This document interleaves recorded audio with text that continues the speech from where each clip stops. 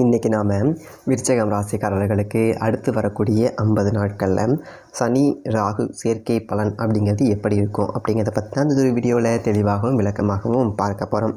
March 29, 2025 இந்த ஒரு மாதத்தில் சனி பகவான் பெயர்ச்சியாகி மீனம் ராசிக்கு போக போகிறாரு. உங்கள் எல்லாருக்குமே தெரியும், இந்த ஒரு பெயர்ச்சி அப்படிங்கிறது திருக்கணித பஞ்சாங்கத்தின்படி நடக்குது. இப்போ எதற்காக நாம் ராகுவையும் சேர்க்கிறோம் அப்படின்னா, இந்த மார்ச் 29 சனி மீனம் ராசிக்கு போகிறாரு. மீனத்தில் ஏற்கனவே யார் இருக்கா அப்படின்னா ராகு இருக்கார். விஷப்பாம்பு ராகு அப்படிங்கிறவர் இருக்கார். இந்த 2 பேரும் பார்த்தீங்க அப்படின்னா மே மாதம் 18ஆம் தேதி வரைக்கும் சேர்ந்து ஒரே ராசியில் இருக்க போகிறாங்க. இது வந்துட்டு ஒரு பெரிய ஆபத்து, அதே நேரத்தில் பேரதிர்ஷ்டமும் கூட. ரெண்டும் கலந்து உங்களுக்கு கொடுக்கும். அதாவது சனி பகவான் வந்துட்டு கர்ம வினைகளை கூட்டி கழித்து அதற்கு தக்கன பலாபலன்கள் அப்படிங்கிறத தரக்கூடியவர். ராகு யார் அப்படின்னு பார்த்தீங்க அப்படின்னா உங்களுடைய பரம்பரை கர்ம வினைகளை கூட்டி கழித்து யோகம் கொடுக்கக்கூடியவர். தாத்தன் பாட்டன் முப்பாட்டனுடைய கர்ம வினையெல்லாம் ராகு கொடுப்பார். உங்களுடைய கர்ம வினையை சனி கொடுப்பார்.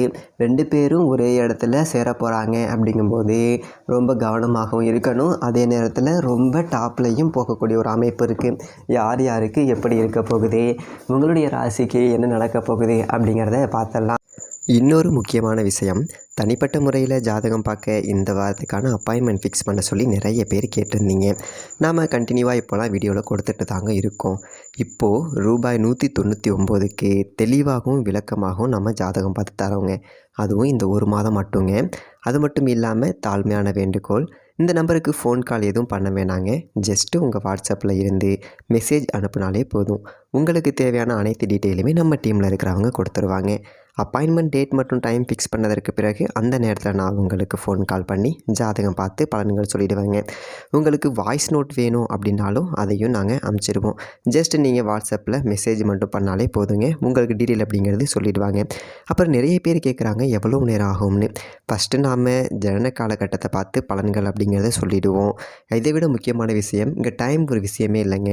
உங்களுடைய கேள்விகள் பதில்கள், உங்களுடைய கேள்விகளாக இருக்குங்கள்ல, சந்தேகங்கள் கேள்விகள், இது எல்லாத்தையும் சொல்கிறதுக்கே நம்ம நிறைய டைம் எடுத்துக்கும். 30 நிமிஷத்துக்கு மேலே கூட பரவாயில்ல, 1 hour ஆனாலும் பரவாயில்ல. உங்களுக்கு தெளிவாக புரிகிற வரைக்கும் நாங்கள் ஜாதகத்தை கிளியராக சொல்லிவிடுவோங்க. இதை தாண்டி நம்ம எப்படி ஜாதகம் பார்க்குறோம் அப்படின்னா, முதல்ல ஜனன காலகட்டத்தின் அடிப்படையில் பொதுவான பலன்கள் அப்படிங்கிறத சொல்லிவிடுவோம். அதற்கப்புறமா இப்போ இருக்கக்கூடிய கிரகங்கள் அடிப்படையில் இப்போதைக்கு உள்ள சூழ்நிலைகளும் தசாபுக்திகளின் அடிப்படையில் எதிர்காலத்தை வச்சு நம்ம கணித்து சொல்லிடலாங்க. இதை தாண்டி கடைசியாக உங்களுக்கு தெளிவான உங்களுக்கான பரிகாரம் அப்படிங்கிறதையும் சொல்லிவிடுவோம்.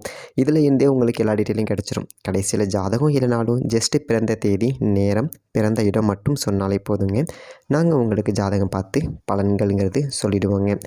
நீங்கள் ஜஸ்ட்டு வாட்ஸ்அப்பில் ஒரு மெசேஜ் மட்டும் பண்ணாலே போதுங்க. உங்களுக்கான எல்லா டீட்டெயிலும் சொல்லிவிடுவாங்க. சரி, ஓகே, வாங்க இன்றைக்கான வீடியோக்குள்ளே நாம் போகலாம். விருச்சிகம் ராசி நேயர்களே, உங்களுக்கு இந்த சனி ராகு சேர்க்கை அப்படிங்கிறது எப்படி இருக்குது அப்படி சொல்லிட்டு பார்த்தோம் அப்படின்னா, இது வரைக்கும் உங்களுடைய ராசிக்கு ராகு 5ஆவது வீட்டில் இருந்தார். சனி அர்த்தாஷ்டம சனியாக 4ஆவது இடத்துல இருந்தார். இந்த மார்ச் 29ஆம் தேதி சனி பகவான் பயிற்சியாகி 5ஆவது வீட்டுக்கு போக போகிறாரு. அர்த்தாஷ்டம சனி அப்படிங்கிறது கழியுது அப்படிங்கிறது ஒரு பெரிய சந்தோஷம். அதே நேரத்தில் 5ல் ராகு இருக்கிறது தொடர்ச்சியாக பிரச்சனை கொடுத்துக்கிட்டு இருந்தார். இப்போது பெரிய பிரச்சனை, அதாவது பிள்ளைகள் வழியிலையோ இல்லை பூர்வீக வழியிலையோ சொத்தால் பிரச்சனை, இது எல்லாமே கொடுத்துட்டு இருந்திருப்பார். இப்போது 4ல் இருந்த சனி வந்துட்டு ஏகப்பட்ட தேக ஆரோக்கிய பிரச்சனையை கொடுத்துருப்பார். உடம்பே சரியில்லை, நல்லா இருந்தவங்க கூட இப்போது தெம்பு இல்லாமல் போயிட்டாங்க. நல்ல ஒரு ஆள் பார்த்திங்க அப்படின்னா திடகாத்திரமாக இருந்திருப்பாங்க. திடீர்னு பார்த்திங்க அப்படின்னா அப்படியே எலும்பும் தோலுமாக போயிட்டாங்க அப்படிங்கிற மாதிரி இருந்திருக்கும். இல்லைன்னா நல்ல கட்டுமஸ்தான உடம்பு வச்சுருந்தவங்கலாம் பார்த்திங்க அப்படின்னா திடீர்னு குண்டாயிருந்திருப்பீங்க. ஒரு நல்லதொரு உடம்பு அப்படிங்கிறது சத்தே போயிடுச்சு, பாடி ஏறி இறங்கணும் அப்படின்னா கூட மூச்சு வாங்குது அப்படிங்கிற மாதிரி ஒரு நிலைமைக்கு போயிருந்திருக்கும். இப்போது இந்த அர்த்தாஷ்டம சனி கழிஞ்சு 5ஆம் இடத்துக்கு போகிறது அப்படிங்கிறதே நல்லதொரு விஷயந்தான். ஆனால் மார்ச் 29ஆம் தேதியில இருந்து மே 18 வரைக்கும் ராகுவோடு சேர்ந்து சனி 5ஆவது வீட்டில் இருக்க போகிறாரு. இந்த 2 கிரகங்களும் 5ஆவது வீட்டில் சேருது அப்படின்னா ஒரு விபரீத ராஜயோகத்தையும் கொடுக்கும். அது என்ன அப்படின்னா, அதே நேரத்தில் தேவையற்ற பிரச்சனைகளையும் கொடுக்கும். அப்போ எது எதில் நாம் கொஞ்சம் கவனமாக இருக்கணும், எதை முயற்சி செய்யலாம், எதை செய்யக்கூடாது. அதாவது 5ஆம் இடம் அப்படிங்கிறது பூர்வ புண்ணியஸ்தானம், கெஞ்சினாலும் கிடைக்காத பஞ்சமஸ்தானம் அப்படிங்கிற இடத்துக்கு சனி போயிட்டு உட்கார்றாரு. ஆனால் ராகுவோட சேர்றாரு. இது வந்து பார்த்திங்க அப்படின்னா சனி வந்துட்டு கர்ம வினையை கொடுக்கக்கூடியவர், ராகு வந்துட்டு முன்னோர்களுடைய கர்ம வினையையும் சேர்த்து கொடுப்பார்.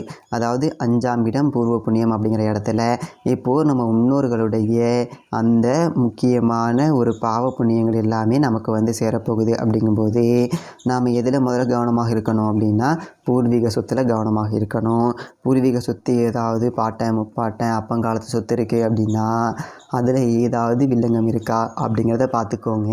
ஒரு இடம் இருக்குது ஒன்று அப்படின்னா அதில் முறையாக அளந்து 4 பக்கமும் வேலி போட்டு வச்சுக்கிறது அப்படிங்கிறது நல்லது. இல்லைன்னா பக்கத்து இடத்துக்காரன் எனக்கு இந்தாண்ட அரடி இருக்குது அந்தாண்ட அரடி இருக்கும்பா. வசதி வாய்ப்பு உள்ளவங்க காம்பவுண்டு கூட போட்டுக்கலாம். அதே மாதிரி பார்த்திங்க அப்படின்னா பரம்பரை தொழில் செய்கிறவங்களுக்கு தொழிலில் கொஞ்சம் ஏற்ற இறக்கம் அப்படிங்கிறது இருக்கும். பெரும்பாலும் பரம்பரை தொழில் யாரும் இப்போ செய்கிறதில்ல. அப்பந்தொழில் செஞ்சு தாத்து முப்பாட்டம் செஞ்ச தொழில் அப்படின்னு சொல்லிட்டு யாரும் செய்கிறதில்ல. விவசாயம் மட்டும்தான் இப்போது பரம்பரை தொழிலாக இருக்குது. இருந்தாலும் சில பேர் யாராவது பரம்பரை தொழில், அப்பாவோட தொழில் நான் பார்த்துக்கிட்டு இருக்கேன், அப்பா ஒரு கடை வச்சுருந்தாரு அதை நான் இப்போ பார்த்துக்கிட்டு இருக்கேன், அப்பா ஒரு ஃபைனான்ஸ் பண்ணிகிட்டு இருந்தாங்க நான் பார்த்துக்கிட்டு இருக்கேன் அப்படின்னா இந்த பரம்பரை தொழில் செய்கிறவங்க கொஞ்சம் கவனமாக இருக்கணும். கொடுக்கல் வாங்கல் வச்சுக்கக்கூடாது. இந்த ஒரு காலகட்டத்தில் யாரையும் நம்பி முதலீடுங்கிறது போடக்கூடாது. யாருக்கும் ஜாமீன் ஜவாப்தாரி ஏற்றுக்கக்கூடாது. இல்லைனா தேவையற்ற நட்டம் அப்படிங்கிறது வரும். அதே மாதிரி பூர்வீக சொத்தில் நமக்கான பாகப்பிரிவினை அப்படிங்கிறது இந்த ஒரு 50 நாட்களில் கிடைக்காது. கிடைச்சாலும் கூட நமக்கு ஏமாற்றம் அப்படிங்கிறதா மிஞ்சும். அப்போது பூர்வ சொத்து இருக்குது அப்படின்னா இந்த 50 நாளில் பாகப்பிரிவினை அண்ணன் தம்பிக்குள்ளே பங்காளிகளுக்குள்ளே பாகம் பிரிச்சுக்கிறது அப்படின்னு நினச்சிங்க அப்படின்னா வேண்டாம், விட்டுருங்க. ஏன் அப்படின்னா நமக்கு அதால் துரோகம் அப்படிங்கிறது தான் இழைக்கும். இல்லை அதால் சண்டை சச்சரவு அப்படிங்கிறது தான் அண்ணன் தம்பிக்குள்ளே வரும். அதுக்கு எதுக்கு நான் இதை பொறுத்தோம் இந்த 50 நாளை தள்ளிட்டு அதுக்கப்புறம் பார்த்துக்கலாம் அப்படின்னு சொல்லிட்டு இருந்தீங்க அப்படின்னா இந்த பூர்வ புண்ணியத்தில் சனி தனிச்சிருப்பார். அதாவது மே 18க்கு பிறகு ராகு சிம்மத்துக்கு போன பிறகு சனி தனிச்சிருப்பார் இல்லைங்களா, அதுதான் உங்களுக்கு பொற்காலம் அப்படிங்கிறது. இந்த ஒரு காலகட்டத்தை நாம் சரியாக பயன்படுத்தணும் அப்படின்னா அந்த பூர்வ புண்ணிய ஸ்தானத்தில் 2 கிரகங்கள் இருக்கும்போது சனி பெயர்ச்சி ஆகிற அன்னைக்கு போயிட்டு சனி பகவானை வணங்கிட்டு நேராக குலதெய்வத்தை போய் சரணடைஞ்சிருங்க. நேராக போய் குலதெய்வ கோயிலுக்கு போங்க. குலதெய்வ கோவிலுக்கு எப்படி தீபம் ஏற்றணும் அப்படிங்கிறத சொல்லிடுறேன். மனசில் உங்களுக்கு ஒரு குறை இருக்குது, அந்த மனசில் ஒரு வேண்டுதல் இருக்குது அப்படின்னா எவ்வளவு மனக்குறை இருக்கோ, எவ்வளவு வேண்டுதல் உங்களுக்கு இருக்கோ அந்த அளவுக்கு அந்த விளக்கு ஏற்றணும். அப்படின்னா விளக்கில் எண்ணெயை குறைவாக ஊற்றணும். நிறைய விளக்கில் எண்ணெய் ஊற்றுவாங்க பார்த்தீங்களா, அதை செய்யக்கூடாது. அதாவது நாம் மனக்குறையோடு போகும்போது நம்ம மனக்குறையை கடவுளுக்கு தெரிவிக்கணும் அப்படிங்கிறதுக்காக குறை எண்ணெய் தான் ஊற்றணும். ஒரு விளக்கு எடுத்தோம் அப்படின்னா பாதி எண்ணெய், ரொம்ப மனப்பிரச்சனையா காவாசி எண்ணெய் அவ்வளோதான் ஏற்றணும். ஒரு வேண்டுதல் நீங்கள் நிறைவேறிச்சு பார்த்தீங்களா, கடவுளுக்கு போய்ட்டு நன்றி சொல்ல போகிறீங்க பார்த்தீங்களா, அப்போ தான் நிறைய விளக்குங்கிறது ஏற்றி வைக்கணும். சரிங்களா, அதை முதல்ல புரிஞ்சுக்கோங்க. அப்போது இந்த 50 நாட்கள் நீங்கள் உங்களை பெரிய பாதிப்பில் இருந்து காப்பாற்றிக்கணும் அப்படின்னா நேராக குலதெய்வ கோயிலுக்கு போயிட்டு குறை விளக்கு அப்படிங்கிறத போட்டுட்டு வாங்க. ரொம்ப முக்கியம். அதுவும் இலுப்பை எண்ணெயில் போட்டிங்க அப்படின்னா இன்னும் சிறப்பு அப்படிங்கிறது தான். அதே மாதிரி குலதெய்வம் தெரியாதவங்க இஷ்ட தெய்வம், எல்லை தெய்வத்துக்கு விளக்கு அப்படிங்கிறது போடலாம். இல்லை வீட்டுக்கு பக்கத்தில் இருக்கக்கூடிய ஆலயங்களுக்கு போகலாம். அதே மாதிரி உங்களோட இந்த பூர்வீக சொத்து தொடர்பான வழக்கு ஏதாவது இருக்குது, கோர்ட்டில் வந்துட்டு பங்காளிங்க கூட ஒரு கேஸு இருக்குது அப்படின்னா கூட்டு சாட்சிக்காரன் விழுகிறத விட சண்டைக்காரன் காலிலே விழுந்துடுறது சரி அப்படின்னு சொல்லிட்டு பேசி தீர்க்க முயற்சி பண்ணுங்கள். இல்லை அப்படின்னா இந்த 50 நாட்கள் இழுத்து அடிக்கணும். ஏதாவது பண்ணி வழக்கை இழுத்து அடிச்சு ஓட்டிகிட்டு கிடக்கணும். இல்லைனா தீர்ப்பு நமக்கு எதிராக வரக்கூடிய ஒரு சாத்தியம் அப்படிங்கிறது இருக்குது. அதே மாதிரி சில பேருக்கு பூர்வீக அந்த பரம்பரை வியாதிகள் அப்படிங்கிறது வரக்கூடிய வாய்ப்பு இருக்குது. அப்பாவுக்கு சுகர் இருந்தது எனக்கு வந்துடுச்சு, அம்மாவுக்கு பிபி இருந்தது எனக்கு வந்துடுச்சு, இதே மாதிரி சைனஸ் பிரச்சனை இருந்துச்சு குடும்பத்தில் அது எனக்கு வந்துடுச்சு, அந்த மாதிரியான ஒரு இஷ்யூ இருக்கும். அந்த ஒரு விதத்தில் சரியான பரிசோதனை அப்படிங்கிறத செஞ்சுக்கணும். அதே மாதிரி முன்னோர்களுடைய வாகனம் வீட்டில் இருக்கும். சில பேர் அப்பா வச்சுருந்த காரு, அப்பா வச்சுருந்த பைக்கு, அப்பா வச்சுருந்த சைக்கிளு இதெல்லாம் வச்சுருப்பாங்க. அதிலெல்லாம் பயணம் செய்யும்போது கவனமாக இருக்கணும். முன்னோர்களோட வாகனங்களில் பயணம் செய்யும்போது கவனமாக இருக்கணும். முன்னோர்களுடைய வாகனங்களை இந்த ஒரு காலகட்டத்தை விற்பனை செய்யக்கூடாது. முன்னோர்களுடைய வாகனம் களவு போகக்கூடிய ஒரு வாய்ப்பு அப்படிங்கிறது இருக்குது.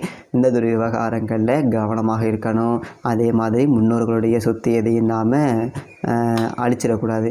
இந்த பூர்வீக சொத்து இருக்குது அப்படின்னா இந்த ஒரு 50 நாளில் அதை விற்கவே கூடாது. விற்றீங்க அப்படின்னாலும் அதனால் நமக்கு பெருசாக லாபம் இருக்காது. அதனால் பூர்வீகத்தில் ஒரு கிணறு இருக்குது, தூத்த போகிறேன் அப்படின்னா செய்யக்கூடாது. ரொம்ப கவனமாக இருந்துக்கணும். அதே மாதிரி பூர்வீகமாக காலங்காலமாக ஒரு மரம் ஒன்று இருக்குது, அதை வெட்ட போகிறேன், அதெல்லாம் செய்யக்கூடாது.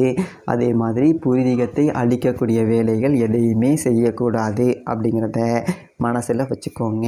இதை சரியாக செஞ்சிட்டிங்க அப்படின்னாலே பெரியதொரு பாதிப்புகள் எதுவும் இருக்காது. கெஞ்சினாலும் கிடைக்காத பஞ்சமஸ்தானத்தில், பூர்வ புண்ணிய ஸ்தானத்தில் சனி பகவான் மே 18க்கு பிறகு தனித்து நின்று உங்களுடைய வாழ்க்கையில் பல நல்லதொரு பொக்கிஷமான விஷயங்கள் எல்லாத்தையுமே நடத்தி காட்டுவார். சொன்னதொரு விஷயங்கள் எல்லாத்தையுமே கடைப்பிடிங்க. பெரிய அளவில் பாதிப்புகள் அப்படிங்கிறது எதுவும் இருக்காது. இன்றதொரு காலகட்டத்தில் குலதெய்வ வழிபாடு அப்படிங்கிறது அவசியம் அவசியம் அவசியம். மறுபடியும் சொல்கிறேன், குலதெய்வத்தை சரணடைங்க. குலதெய்வம் தெரியாதவங்க இஷ்ட தெய்வத்தை சரணடைங்க. விருச்சிக ராசிக்காரர்களுக்கு எல்லாம் நல்லதாகவே நடக்கும். மேலும் தனிப்பட்ட முறையில் ஜாதகம் பார்க்க கீழே இருக்க வாட்ஸ்அப் நம்பருக்கு கான்டாக்ட் பண்ணுங்கள். தெளிவாகவும் விளக்கமாகவும் ஜாதகம் பார்த்த பலன்கள் அப்படிங்கிறது சொல்லப்படும். நன்றி, வணக்கம்.